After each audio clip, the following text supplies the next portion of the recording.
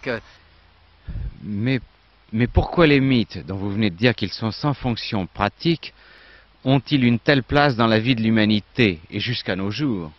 C'était effectivement le problème qu'il s'agissait d'essayer de résoudre. Pourquoi est-ce que depuis des millénaires, et vraisemblablement des centaines de millénaires, et peut-être même davantage, puisque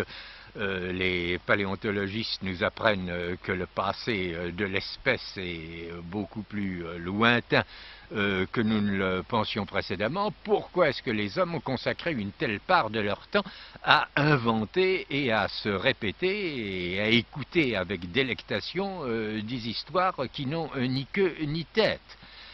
Vraisemblablement parce qu'elle leur fournissait un certain nombre, ici j'emploierai à nouveau un terme dont je me suis servi, des schèmes, des principes régulateurs,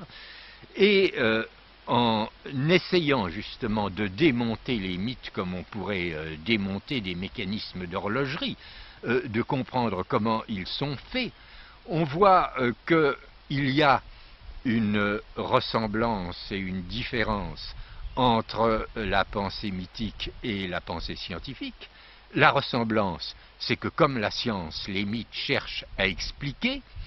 La différence, c'est qu'au lieu de chercher à expliquer, si je puis dire, coup par coup,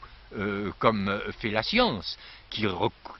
à certains types d'explications dans l'ordre physique, certains types d'explications dans l'ordre biologique, d'autres encore dans l'ordre psychologique et ainsi de suite, eh bien, le mythe est un type d'explication qui cherche à expliquer tout à la fois, qui cherche à dégager un schème d'articulation qui rendent compte de la totalité de l'expérience d'une société, depuis ses rapports avec le monde, et quand je veux dire le monde, c'est le ciel étoilé au-dessus de nous, et puis les plantes qui y poussent, les animaux qui y vivent, le climat